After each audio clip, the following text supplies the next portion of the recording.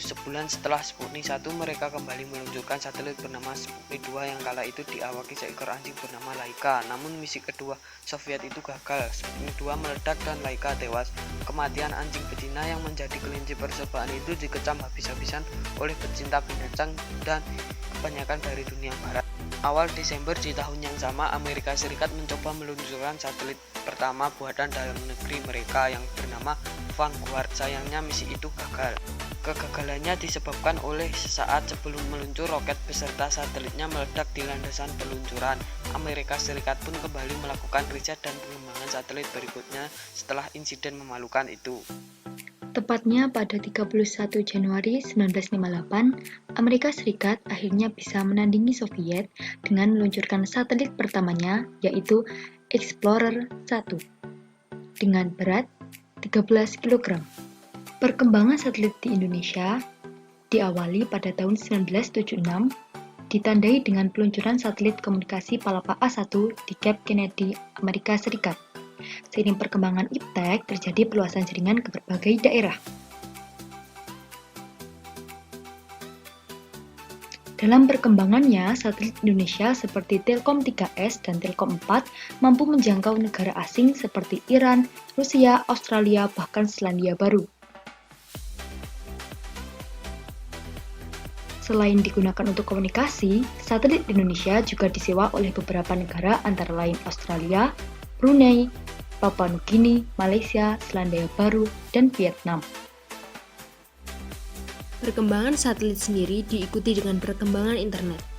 Jadi, tidak dapat dipungkiri lagi bahwa keduanya sangat berkaitan. Berikut adalah dampak negatif di bidang teknologi informasi dan transportasi.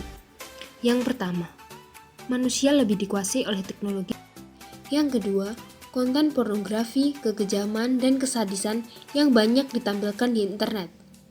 Yang ketiga, penipuan atau berita hoaks. Banyak disebar melalui media sosial. Yang keempat, kejahatan carding atau penjualan dengan kartu kredit. Yang kelima, perjudian online. Sedangkan dampak negatif satelit di bidang transportasi adalah banyaknya transportasi yang tidak ramah lingkungan dan menyebabkan kondisi cuaca memburuk.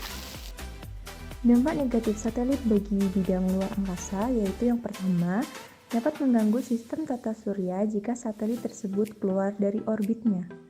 Yang kedua, bisa menjadi sampah luar angkasa saat satelit rusak atau tidak digunakan lagi. Terakhir, yaitu dapat membahayakan bumi jika satelit tersebut hancur dan bagian dari satelit yang hancur tersebut jatuh ke bumi. Dampak negatif bidang teknologi persenjataan menimbulkan kerusakan besar bila digunakan sesuatu seperti bom atom, nuklir, dan berdampak buruk pada bumi, menimbulkan banyak korban manusia, memicu perang lebih besar antar negara, meresahkan bagi masyarakat sipil, dan dapat mengancam perdamaian dunia. Apabila terjadi perang menggunakan bom nuklir, jatuhan bom nuklir akan mengeluarkan asap yang membumbung ke lapisan atmosfer dan tidak akan hilang dalam ratusan sampai ribuan tahun mendatang. Bidang pertanian, yang pertama kerusakan lingkungan akibat ketergantungan. Petani menjadi tergantung pada produk-produk berbahan kimia, contohnya seperti pestisida dan pupuk sintetis. Penggunaan pupuk sintetis dengan dosis lebih tinggi dari anjuran menyebabkan tingkat kesuburan tanah berkurang. Yang kedua, terjadi serangan hama. Dalam 2 tahun, petani dapat memanen padi sebanyak 5 kali. Petani menjadi lebih intens memberi pupuk dalam dosis semakin tinggi. Penggunaan obat pemberantas hama secara terus-menerus menyebabkan hama lebih kebal terhadap pestisida.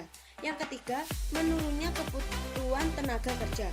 Penggunaan teknologi pertanian modern dapat menggeser tenaga kerja manusia.